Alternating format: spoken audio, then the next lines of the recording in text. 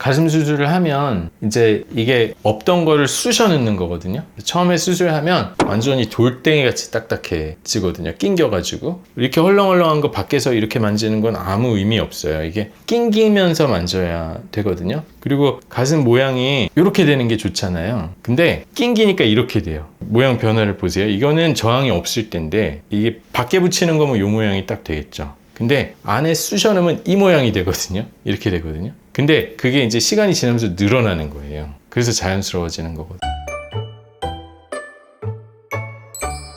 안녕하세요. 넥스트 성형외과 이재수 원장입니다. 확대 수술을 할 때 보형물을 크기를 정하는 게 굉장히 중요한 일인데 보통 말씀하시는 게 원장님 안전한 범위 내에서 최대한 크게 넣어주세요. 이렇게 얘기하시거든요. 간혹 그냥 크게 넣어주세요. 이렇게 얘기하시는 분들도 있는데 너무 크게 넣으면 위험하다는 걸 이제 어느 정도 다 아시는 것 같아요. 그러면 그 안전한 범위라는 게 어떻게 결정되는 건지에 대해서 한번 얘기를 해볼게요. 먼저 가슴 수술은 어떻게 하는 거냐? 이제 밑선으로 하면 여기를 3 내지 3.5cm를 째고 갈비뼈까지 들어가요. 여기 이렇게 눌러보시면 뼈가 그렇게 깊지 않아요. 칼로 꾹 누르고 쭉 째면은 뼈가 바로 보여요. 그러면 이런 모양의 보형물을 넣을 거다 하면 이 지름만큼 떼고 넣어야 돼요. 이렇게 조금 덜 떼고 넣으면 보형물이 구겨지겠죠. 이렇게 구겨져서 들어가겠죠? 그러면 안 됩니다. 구겨져서 들어가면 잠재적으로 이 접힌 자리가 약해져서 실리콘이 파열돼 가지고 실리콘 젤리가 셀 수도 있고 그렇기 때문에 충분히 넓게 편안하게 펴지게 들어가게끔 떼주고 보형물을 넣어야 됩니다. 겨드랑이도 마찬가지예요. 접근 방향만 다를 뿐이지 똑같아요. 근데 우리 신경에는 감각신경은 피부에 보통 있어서 피부를 내가 만지면 이제 뭐 누르는 힘이나 뭐 뜨거운 거나 차가운 거나 뭐 통증 느끼는 게 뇌로 전달이 되는 거죠. 그 가슴 수술할 때 다칠 수 있는 거는 감각신경 뿐이에요. 운동신경은 거기 경로에 없거든요.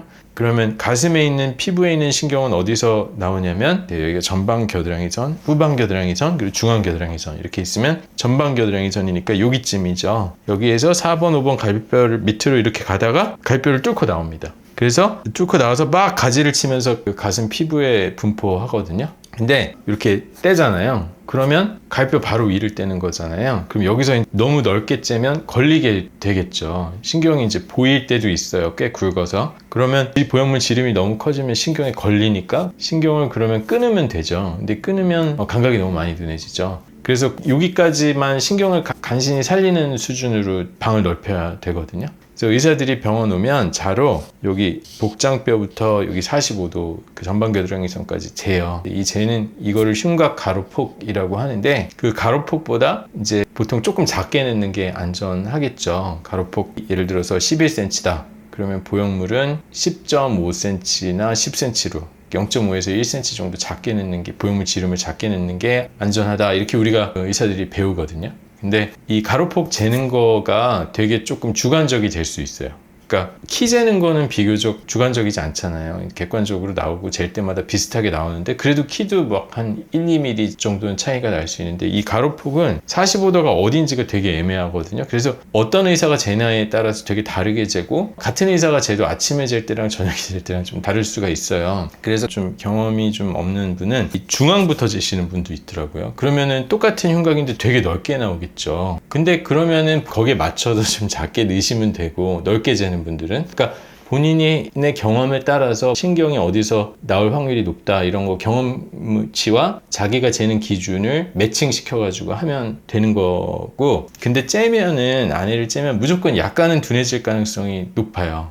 보통 제일 빨리 둔해지는 부분이 젖꼭지 하외방 요만큼인 것 같아요. 여기가 경우에 따라 다르겠지만 여기가 약간 둔해질 때가 많거든요. 그러니까 째는 게 무조건 끊는 거거든요. 우리가 굵은 신경은 어디 있는지 알고 있고 걔를 피하려고 노력을 하는데 가늘은 신경들은 그냥 끊고 갑니다. 그러니까 약간은 둔해질 수 있다 이렇게 생각해야 되고 보형물을 크게 내면 크게 낼수록 많이 둔해진다. 그래서 흉곽 폭이 중요하다. 가로폭이. 그 다음에 두 번째 중요한 거는 제가 지난 시간에 두 가지 원칙 얘기했을 때 이 젖꼭지부터 밑선 거리가 짧은데 보형물을 너무 크게 넣으면 턱이 지잖아요. 그래서 그것도 가로폭은 신경 때문에 중요하고 위아래 폭은 이게 포개져야 되니까 중요하게 되는 거죠. 그래서 그 두 개를 다 신경을 써줘야 되고요. 그 다음에 또 하나 신경 써줘야 될 거는 마른 분들 중에 가슴이 여기만 있고 여기는 뼈가 이렇게 보이시는 분들이 있어요. 그러면 가슴 요만큼밖에 없는데 여기서 뼈가 이만큼 보이면 보형물 지름이 크면 리플링이 보이겠죠. 리플링이 뭐냐면 보형물 가장자리가 우글거리는 이런 거거든요. 이렇게. 그러면 마르고 가슴 작아도 넓게 있는 분도 있고 마르고 가슴이 작은데 가운데 몰려있는 분도 있겠죠. 그럼 바깥에 몰려있으면 여기서 뼈가 이만큼 많이 보일 거고 가운데 몰려있으면 바깥쪽에서 뼈가 많이 보이겠죠. 그래서 보형물 들어갈 때 뼈가 많이 보이는지를 봐야 돼요. 근데 어쨌든 젖꼭지 있고 살 이만큼 있고 갈비뼈가 안쪽에서 이만큼 보이고 바깥쪽에서 이만큼 보이면 요 가운데 우글거리는 거는 안 보이는데 가장자리 우글거리는 게 안쪽과 바깥쪽에서 보일 수가 있어요. 그러면 나는 젖꼭지부터 밑선거리도 짧지 않고 흉곽도 넓어서 신경은 멀리서 나와. 그런데 요만큼 빼고 갈비뼈가 다 보이는 거예요. 그러면 보형물을 또 크게 넣으면 그래도 안 되겠죠. 그러니까 갈비뼈 보이는 것도 감안해서 크기를 정해야 되거든요. 그 다음에 세 번째는 가슴 수술을 하면 이제 이게 없던 거를 쑤셔 넣는 거거든요. 처음에 수술하면 완전히 돌덩이 같이 딱딱해지거든요. 낑겨가지고 이렇게 헐렁헐렁한 거 밖에서 이렇게 만지는 건 아무 의미 없어요. 이게 낑기면서 만져야 되거든요. 우리가 애기들 갖고 노는 슬라임 같은 거가 말랑말랑한데 그거를 조그만 그 고무 봉투에 넣고 꽉 압축해서 넣으면 되게 딱딱해질 수 있잖아요. 그래서 보형물을 몸 안에 이게 처음에는 쑤셔 넣는다고 생각하시면 돼요. 엄청 낑겨요.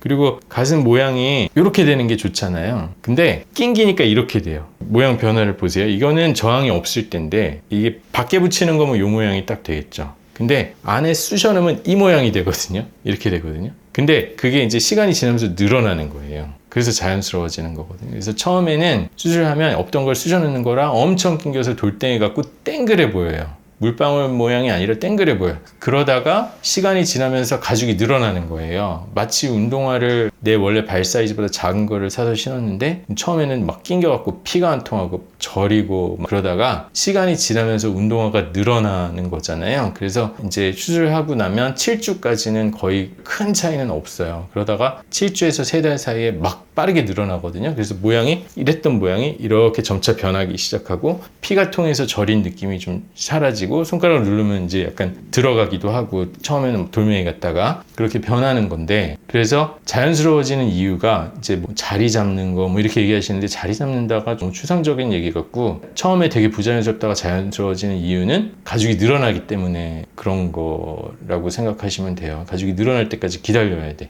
그런데 6개월 이후로는 큰 변화는 없게 되는데 그 운동화도 왜 보통 270을 신는데 265 하나 남은 거예요. 그래서 이제 신다 보면 늘어나지 않을까 해갖고 이걸 산 거예요. 그러면 처음에는 발이 정말 아플 거예요. 이거 괜히 샀나 하는 생각도 들고. 근데 이제 3달 정도 되면 조금 살만해지고 6개월 신다 보면 이제 조금 편안해지긴 할 거예요. 근데 그 6개월 이후로도 계속 계속 늘어나냐? 그러진 않을 거예요. 6개월이랑 1년은 큰 차이는 없을 수 있거든요. 그래서 6개월까지 막 빠르게 늘어난다 이렇게 보면 돼요. 근데 자 이제 제가 하고 싶었던 얘기는 늘어날 때는 항상 얇아지면서 늘어나거든요. 피자 반죽이 이렇게 있는데 늘리면 어떻게 될까요? 늘리면은 얇아지면서 늘어나잖아요. 그래서 늘어나는 건 항상 얇아지면서 늘어나는 거라고 기억을 하셔야 돼요. 그러면 내가 가슴살이 없고 말라서 뼈가 다 보여. 그런데 보형물은 크게 넣고 싶은데 가로폭도 넓은 편이고 위아래도 짧지 않아서 위아래도 길어서 크게 넣어도 된다. 그런데 살이 없고 되게 얇은 거예요. 근데 크게 넣으면 어떻게 될까? 더 얇아진다. 이거 6개월 이후에는. 처음에는 티가 그렇게 많이 안 날 수 있지만 6개월, 1년 후에는 다 늘어난 이후에는 굉장히 많이 늘어나서 이게 덮는 게 너무 없으면 땡그란 형태가 보이고 그리고 가장자리에서 우글거리는 것도 보일 확률이 더